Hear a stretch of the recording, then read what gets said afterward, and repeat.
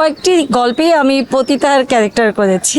ওখানে অরিজিনাল পতিতারা তখন আসতেছিল, কত পেমেন্ট, কত স্টেশনের শিশুরা, অবহেলিত শিশুরা যারা জীবনের সঙ্গে যুদ্ধ করছে, তাদের নিয়েই মূলত এই গল্পটি।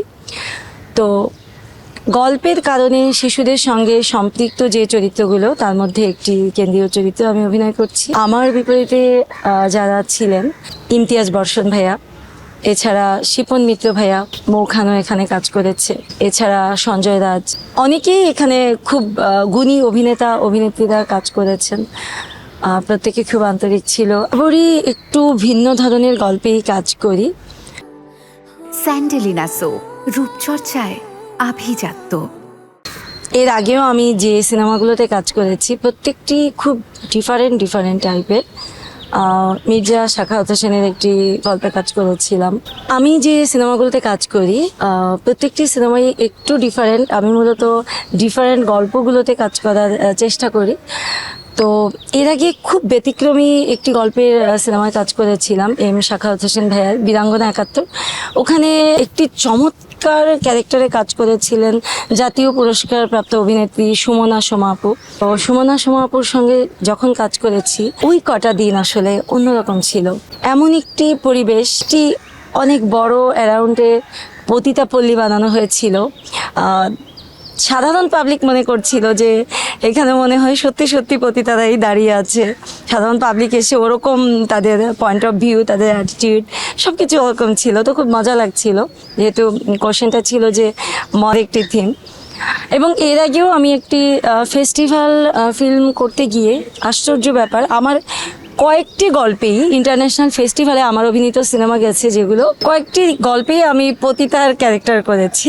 তো এর আগে ইন্টারন্যাশনাল ফেস্টিভ্যালে একটি ফিল্ম গেছে, রাত 12টার পরে টিএসসিতে শ্যুট করতে গিয়েছিলাম। আমি এবং আরও কয়েকজন গুণী অভিনেতা অভিনেত্রী ছিলেন আমার সঙ্গে।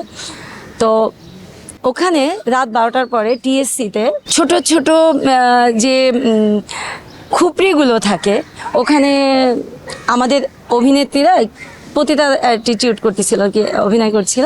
ওখানে অরিজিনাল পতিতারা তখন আসতেছিল। হঠাৎ করে রাস্তা দিয়ে একজন লোক যাচ্ছে, ক্যামেরাটা অনেক দূরে, মানে ডিরেক্টরের ক্যামেরা হচ্ছে লুকানো স্থানে। একটা ছিল হচ্ছে ওভারব্রিজের ওপরে, আর একটা ক্যামেরা ছিল রাস্তার ওপারে।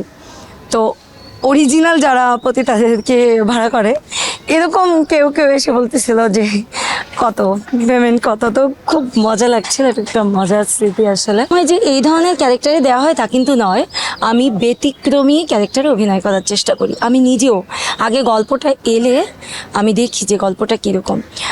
আরেকটি সিনেমায় কাজ করেছিলাম মাতৃত্ব, এটা স্বল্প দৈর্ঘ্য। এটি 8টি দেশের ইন্টারন্যাশনাল ফেস্টিভ্যালে দেখানো হয়েছিল। এটি ডিরেক্টর ছিলেন ডিরেক্টর জাফর আল মামুন।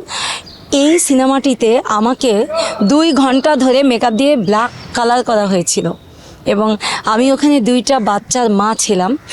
একটি নারীর জীবন সংগ্রামের গল্প। নারী বস্তিতে থাকতেন এবং দিন আনে দিন খায়, কাজ করে খেতে হয়। এই যে তার 2টি সন্তান, কষ্ট করে কাজ করে সন্তানদের মুখে দুমুঠো অন্ন তুলে দেওয়া, এবং এই অন্ন তুলে দিতে গিয়ে যে তার জীবনের যুদ্ধটা, এই যুদ্ধটা তো রয়েই ছিল।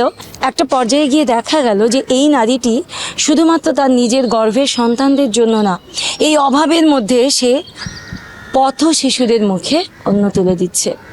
তো এইরকম একটি গল্প ছিল। গল্পটি লিখেও ছিলেন ডিরেক্টর জাফর আল মামুন। এটি ইন্টারন্যাশনালি বিভিন্ন ফেস্টিভ্যালে খুব ভালো সাড়া পেয়েছি আমরা।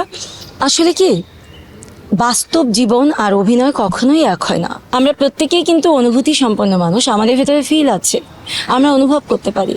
তো পতিতাদের প্রসঙ্গ আসলে বলবো যে তাদের জীবনের যে কষ্টগুলো, যন্ত্রণাগুলো, সেগুলোকে আগে যদি একজন অভিনয় শিল্পী ফিল করতে পারে, তবেই কিন্তু সে সেই ক্যারেক্টারটি ফুটিয়ে তুলতে পারবে।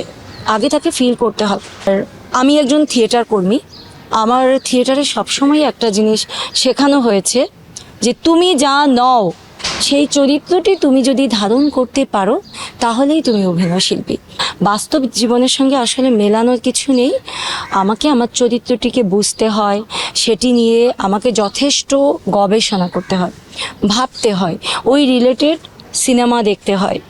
আর কিছু কিছু চরিত্র রয়েছে যেটা আমরা বাস্তব জীবনে সামনাসামনি দেখতে পাচ্ছি, যেটা আমরা দেখতে পারছি সেই চরিত্রের সঙ্গে কথা বলছি, দেখা করছি, সময় কাটাচ্ছি, তখন ওই চরিত্রটিকে ভেতরে ঠিকমতো ধারণ করতে পারছি। বেশ কয়েকটি সিঙ্গেল নাটক নিয়ে ব্যস্ত আছি। কিছু কাজ শুটিং হয়েছে, আবার কিছু কাজ সামনে আছে। আর ঈদের আগে চাইল্ড অফ দ্য স্টেশনের গানের কাজগুলো হওয়ার একটি কথা রয়েছে। আর এছাড়া আমার তো নিয়মিত আসলে ধারাবাহিক নাটকে কাজ করা হয় অনেকগুলোতে, এগুলো ব্যস্ততা রয়েছে।